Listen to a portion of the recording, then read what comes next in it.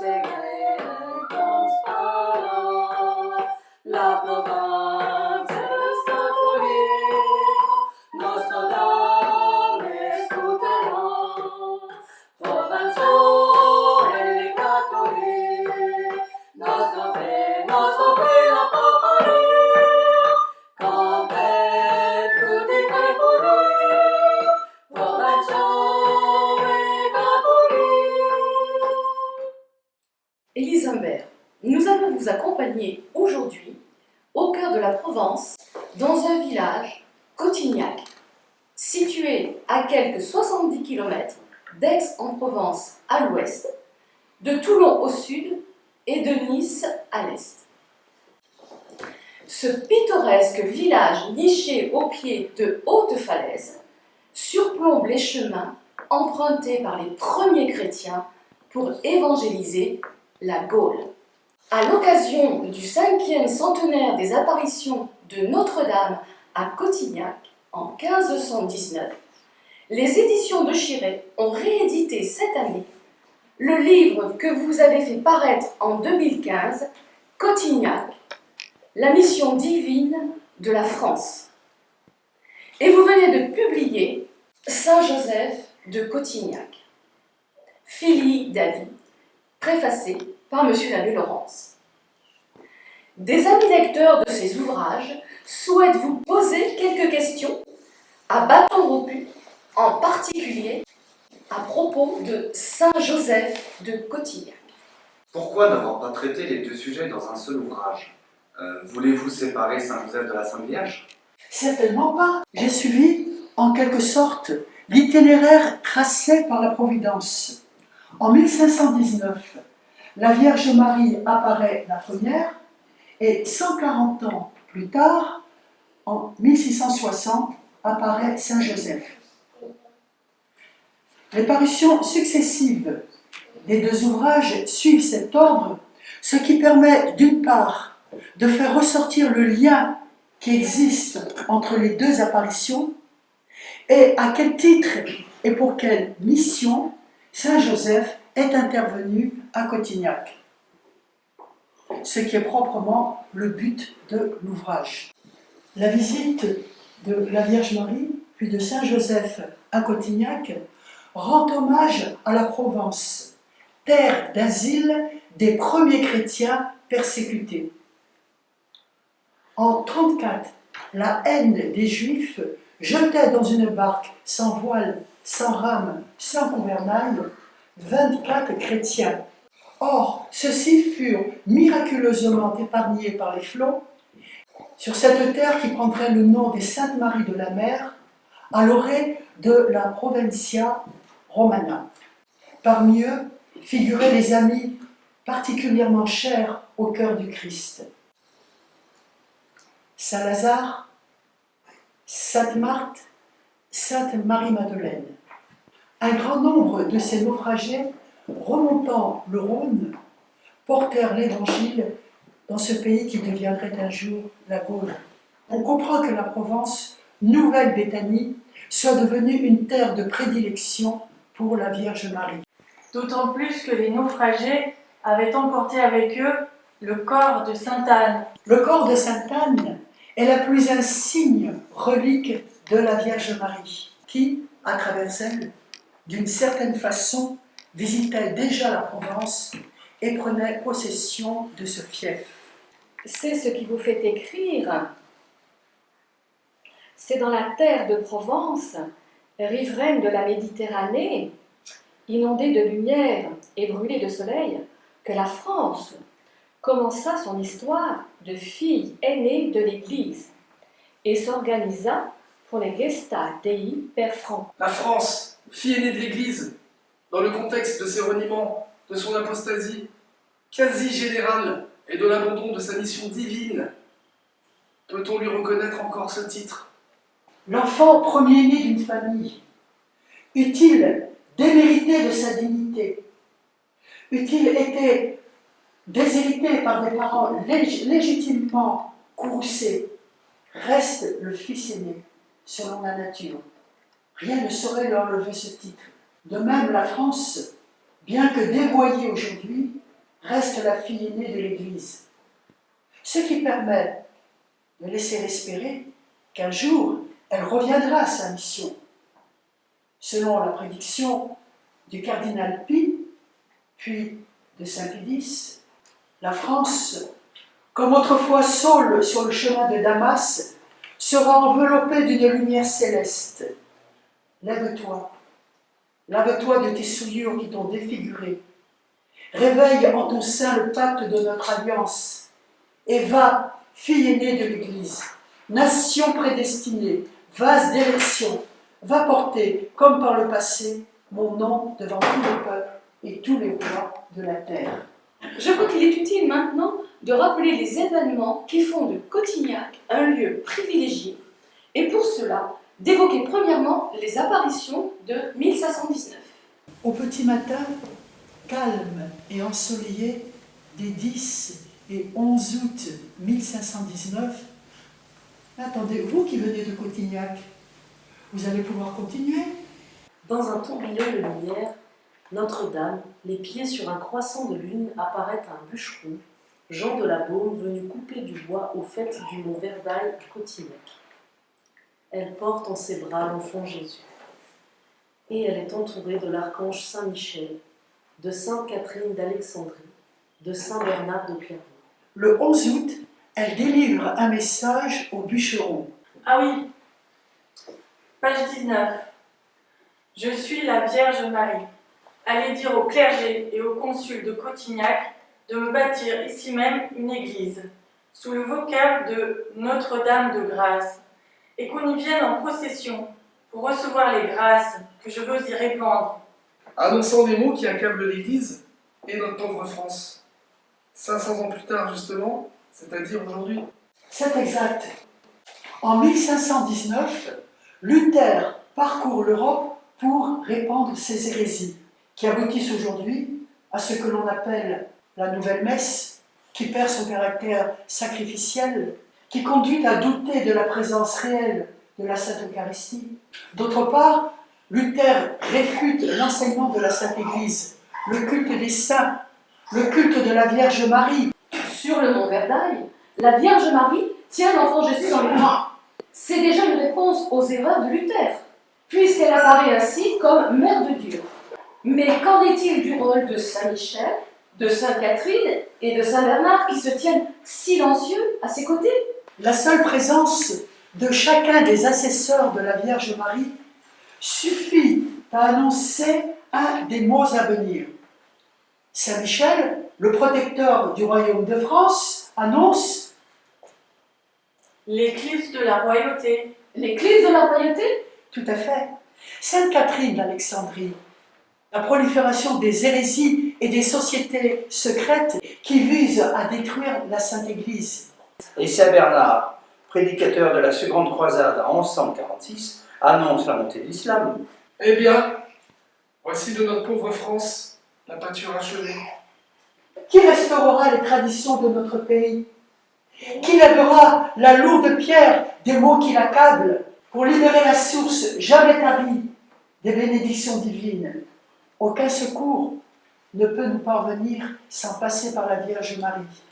Notre-Dame dispensatrice de toute grâce, Mater Divinae Gratiae, disait Litanie, la grâce la plus insigne, la plus précieuse accordée par Notre-Dame à Cotignac est l'apparition de Saint Joseph. En 1519, la Vierge Marie annonce les maux à venir. En 1660, elle désigne le remède. Le recours à Saint Joseph, c'est comme si la Sainte Vierge reprenait l'injonction du Pharaon. Ite à Joseph. Eh bien, mademoiselle Élise, parlez-nous maintenant de l'apparition de Saint Joseph, le 7 juin 1660.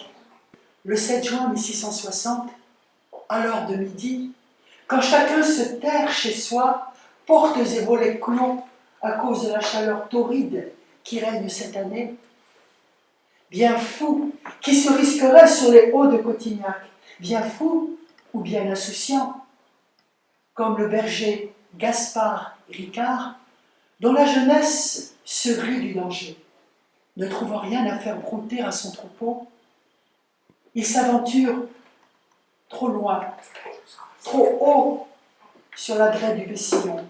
Là, surpris par la chaleur, quoi donc? Aucune source. Il s'abat sur le sol brûlant et pense mourir de soif ici avec ses moutons. Soudain, un homme de haute stature se tient à son côté. On peut l'imaginer tel qu'il est représenté sur la statue en bois doré contemporaine de l'apparition dans la petite chapelle du Bessillon.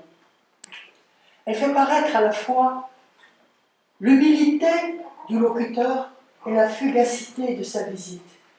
La main droite est posée sur le cœur en un geste de présentation. Yessier Joseph, je suis Joseph. Et la main gauche désigne un énorme rocher. Enlève-le et beurrasse. Enlève-le et tu boiras. Sidération, incrédulité, le berger n'obtempère pas. Et Saint Joseph est obligé de réitérer son ordre. Enlève-le et beurrasse. Alors, Gaspard, sans aucun effort, glisse ses mains sous l'énorme rocher, le rejette de côté, une source abondante et fraîche jaillit et désaltère le berger. Et les moutons? Lorsque Gaspard se relève et veut remercier son bienfaiteur, celui-ci a disparu. Quelques mots à un pauvre berger. Est-ce là tout le discours de Saint Joseph? De bien pauvres mots, en effet. Mais ils suffisent à faire comprendre à quel titre et pour quelle mission le grand Thésée de l'Évangile, dont les auteurs sacrés ne nous rapportent aucune parole, est sorti de l'ombre et du silence pour venir prononcer à Cotignac son premier discours. Souvenons-nous de l'annonciation de l'ange Gabriel au juste fiancé à Marie, alors que celui-ci dormait d'un lourd sommeil, après avoir pris la décision de la renvoyer en secret. Le messager céleste lui apparaît en songe et prononce ces mots: Joseph, fils de David. fils de David. Joseph, fils de David. Il est temps de reconnaître, sous les traits de l'humble Thésée, sous les traits de l'hôte furtif Déodo Cotignac, dans sa gloire et sa puissance, le dernier roi d'Israël, issu de la lignée royale de Juda, venu visiter le lieu béni dont s'honore aujourd'hui la cité provençale. Vous avez pu lire dans le 2e chapitre du livre la prestigieuse généalogie qu'il établit héritier des promesses fondamentales aux patriarches Abraham, Isaac et Jacob, héritier du glorieux roi David. N'ayant pas de descendance selon la nature, le saint patriarche se trouve être le dernier roi d'Israël. Fili David, par ces mots, l'ange l'avait tiré de sa douloureuse torpeur pour le rappeler à sa dignité royale et à sa mission, qui n'est autre que celle des rois de l'Ancien Testament, Préparer l'avènement du Messie en vue de son règne. et sa qualité de père adoptif permet à Saint Joseph de transmettre légalement son titre royal au divin Sauveur. Et c'est là un des titres de gloire les plus éminents du Saint Patriarche. En remettant son titre royal à Jésus, le vénérable patriarche clôture l'Ancien Testament. Il est né, le Sauveur promis aux hommes, l'attente des nations. Mais en sa qualité de père du Messie, de chef de la Sainte Famille, Saint Joseph ouvre, il inaugure le Nouveau Testament, dont la mission, cette fois, est de faire régner le Christ.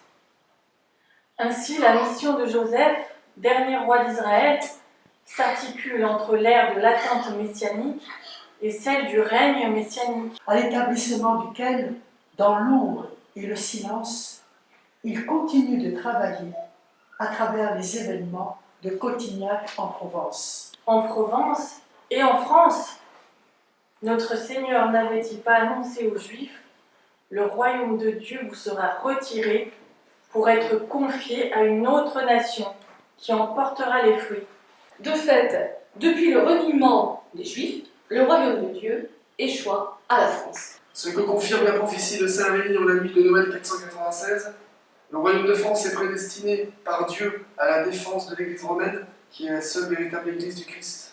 Dès lors, qui s'étonnerait de voir le dernier roi d'Israël visiter la terre de France, et plus particulièrement le fief royal de Cotignac, où il mérite d'être salué sous son titre glorieux de fils de David. Pourquoi dites-vous le fief royal de Cotignac? À Cotignac, Notre-Dame agite et parle en reine.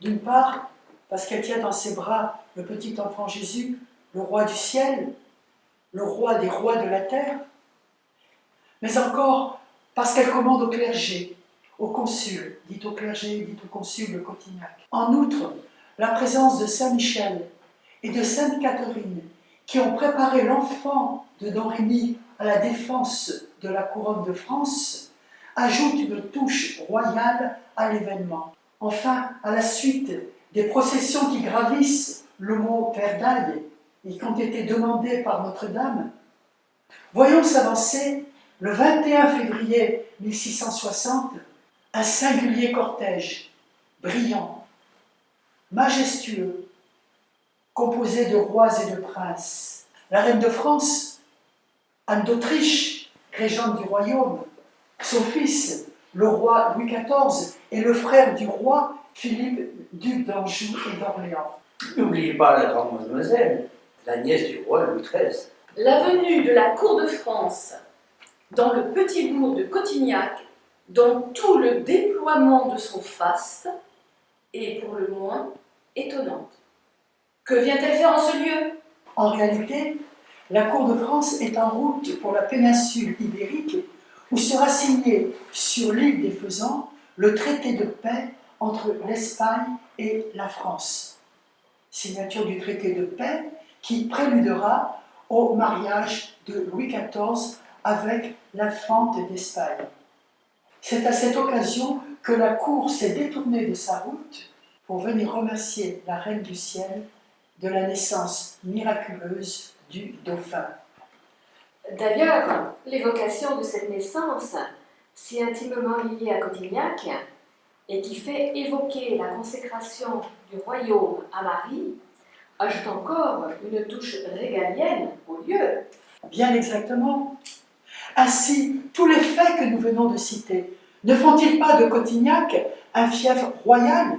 Et nous verrons que Saint-Joseph a bien sa place en un lieu si prestigieux. Quelle est donc cette mission? Seul un motif de la plus haute importance pouvait décider cet obscur, caché dans l'ombre de la lumière, à se manifester à Cotignac. Sur les hauts du Bessillon, il décline son identité, mais il tait sa qualité, laissant à ses pauvres mots « Yessier Joseph, je suis Joseph », le soin de la faire pressentir au véritable destinataire du message. Pourquoi au véritable destinataire? Car tel n'est pas le berger mourant de soif avec son troupeau. En effet, comme par députation, Gaspard est seulement le commissionnaire de Saint-Joseph. Son rôle est de rapporter une parole piètre en apparence, mais suffisamment éloquente pour qui doit l'entendre. Je suis Joseph, il faut un roi de France, pour la compléter avec ces mots, fils de David.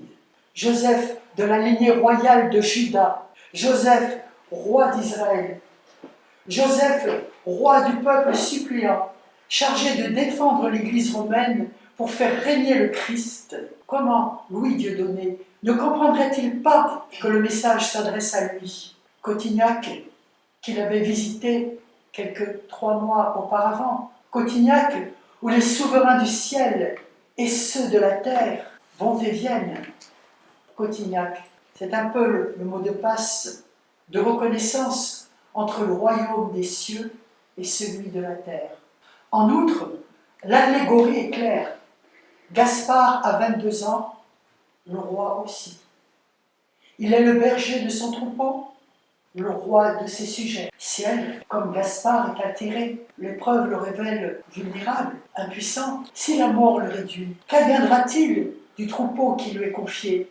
Saint Joseph vient à son secours, libère une source salvatrice. De même, il sauvera la France dans tous les dangers, dans toutes les nécessités, et répandra sur elle l'abondance de ses grâces. La dignité royale du céleste locuteur, mais encore la concomitance des dates, convainquent aisément Louis que c'est à lui que s'adresse le vice-roi du ciel. En effet, le 7 juin est un jour à jamais inscrit dans le cœur du jeune monarque, car il nous rappelle deux grands moments de sa jeune existence. Le 7 juin 1654, c'est le jour où il est sacré roi à Reims. Le 7 juin 1660, c'est le jour où, faisant franchir la frontière espagnole à son épouse, l'infant d'Espagne, il l'a fait entrer dans le royaume de France. Et voici que le 7 juin de la même année, le descendant du roi David apparaît à Cotignac. Date royale, signe de reconnaissance entre le roi qui séjourne au ciel et celui qui règne sur la terre. Le monarque ne pouvait s'empêcher de voir dans cette conjoncture un message que le ciel adressait à son fils privilégié, lui-même, Dieudonné, déjà comblé des marques de sa dilection. Mais ce débordement de grâce sonnait comme un rappel à l'ordre. Alors que la dévotion envers Saint Joseph fleurissait dans l'Église de France, elle était loin d'être suivie par les institutions gouvernementales. Celles-ci n'avaient même pas souscrit à la prescription du pape Grégoire XV qui, en 1621, demandait aux princes chrétiens d'établir dans leurs États un culte en faveur de Saint Joseph, notamment en faisant du 19 mars une fête chômée, une fête de précepte. 40 ans s'étaient écoulés et l'inertie de la France n'était pas sans conséquence. Non seulement la fille aînée de l'Église a un devoir d'exemplarité en se soumettant aux préceptes pontificaux, mais sa vocation particulière lui impose des devoirs auxquels elle ne saurait se soustraire sans contrecarrer le plan divin et nuire gravement à la chrétienté tout entière. Pourquoi Saint Joseph ne s'adresse-t-il pas aux grands du royaume, qui se sont montrés si négligents? Il semble avoir attendu que l'enfant privilégié de la couronne, Louis Dieudonné, soit parvenu à l'âge de régner. Le prince du ciel n'use pas d'acrimonie à son égard, mais d'une exquise prodigalité qui s'exprime par le jaillissement de la source miraculeuse. Pendant près d'1 an, le jeune roi mûrit sa réponse au prince du ciel. L'opportunité ne se fait guère attendre. Dans la nuit du 8 au 9 mars 1661, la mort du cardinal Mazarin, Premier ministre, l'investit de la plénitude du pouvoir royal et ne lui laisse que le temps de publier le décret avant le 19 mars. Le premier acte du règne personnel de Louis XIV est de faire appliquer dans le royaume le décret du pape Grégoire XV. Il rédige 3 lettres ordonnant que la fête de Saint-Joseph soit fêtée dans tout le royaume le 19 mars. Ainsi, le 19 mars 1661, pour la première fois en France, la fête de Saint-Joseph est enfin célébrée et chômée. Oui, le roi donne l'exemple. Le matin du 19 mars, il assiste, aux côtés de sa mère Anne d'Autriche, à une messe célébrée dans une chapelle du Louvre par Bossuet. L'après-midi, il entend le célèbre panégyrique de Bossuet, Quesivit sibi Deus, Dieu sait chercher un homme selon son cœur. La prescription pontificale et l'arrêt royal ont-ils toujours force de loi à notre époque? Les décrets royaux ont été appliqués jusqu'à la Révolution et n'ont jamais été abrogés. Ce qui signifie que nous avons le devoir de célébrer Saint Joseph le 19 mars, de sanctifier ce jour en nous gardant de tout commerce et de tout travail. Le culte en l'honneur de l'illustre descendant de David était enfin établi en France. Mais pourquoi était-il tellement important, tellement urgent de l'instaurer? La Révolution allait quelques 130 ans plus tard infecter la France et conduire au fil du temps à une apostasie quasi générale. En 1846, Notre-Dame de la Salette alerterait la fille aînée de la France. L'Église aura une crise affreuse. La sainte foi de Dieu étant oubliée, chaque individu voudra se guider par lui-même et être supérieur à ses semblables. On abolira les pouvoirs civils et ecclésiastiques. Tout ordre et toute justice seront foulés aux pieds. On ne verra qu'homicide, haine, jalousie, mensonge et discorde, sans amour pour la patrie ni pour la famille. Les gouvernements civils auront tous un même dessein qui sera d'abolir et de faire disparaître tout principe religieux pour faire place au matérialisme, à l'athéisme, au spiritisme et à toutes sortes de vices. Rome perdra la foi et deviendra le siège de l'Antéchrist. L'Église sera éclipsée, le monde sera dans la consternation, on croira tout perdu. Il fallait donc que la France, fille aînée de l'Église, s'entourât de puissantes protections, celle de la Vierge Marie, terrible comme une armée rangée en bataille, celle du vice-roi du ciel, dont elle devrait apprendre à implorer la puissante protection.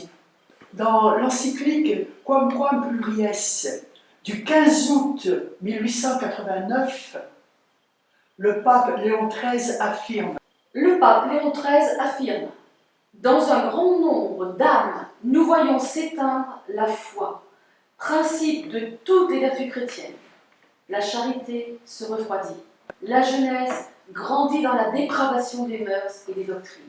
Il est une souveraine importance que la vénération envers Saint Joseph s'enracine dans les mœurs et dans les institutions. Voyons enfin que dans notre époque d'impiété et de reniement, il est clair que les ennemis de l'Église entendent anéantir la foi en détruisant la famille, particulièrement en France, terre de mission. La perspective est évidente. Plus de chrétiens, plus de Français. Et l'on poursuit les petits-enfants jusque dans les entrailles de leur mère. Plus de chrétiens, et l'on traque les survivants de l'avortement jusque dans les écoles pour les pervertir, les arrêtir et les détourner ainsi d'un idéal chrétien. La véritable charité envers les migrants que les lois incitent à venir chez nous ne consisterait-elle pas à les secourir chez eux plutôt que de tuer nos petits-enfants à naître pour leur faire place?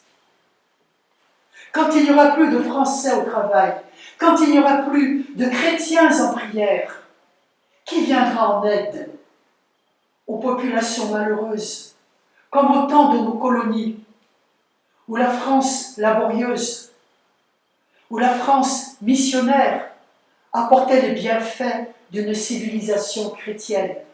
Une fois encore, le remède nous vient de Saint Joseph de Cotignac. On peut dire que son premier sourire, que sa première grâce fut pour l'enfance.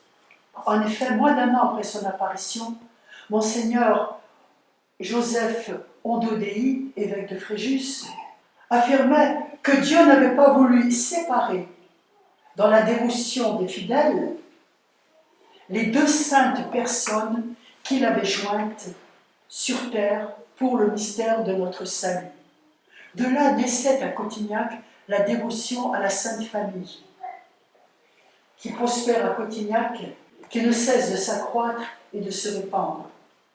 Dans l'œuvre de restauration initiée par Saint Joseph, c'est la première, la plus urgente, pour reconstruire une société chrétienne, une France chrétienne. Combien de foyers doivent la naissance d'un enfant à une neuvaine, un pèlerinage, une prière au chef de la Sainte Famille? Les enfants secondairement nommés Dieu donné ne se comptent plus. Le 7 juin 1660, cachant son titre, son sceptre et sa couronne, le vice-roi du ciel réserve à la fille aînée de l'Église sa première visite et son premier discours.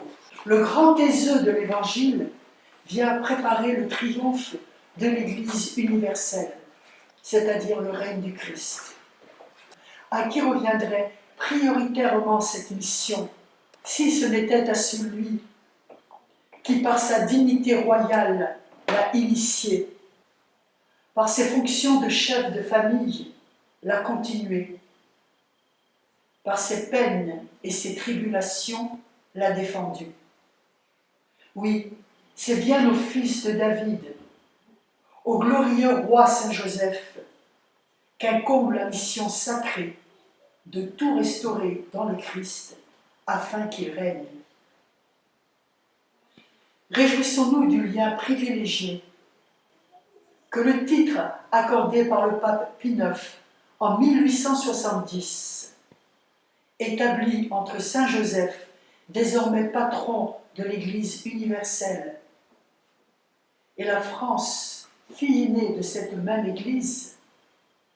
Ce lien les attelle tous les deux à la même tâche, l'un au ciel, l'autre sur la terre, la défense de l'Église, afin que règne le Christ jusqu'aux extrémités de la terre.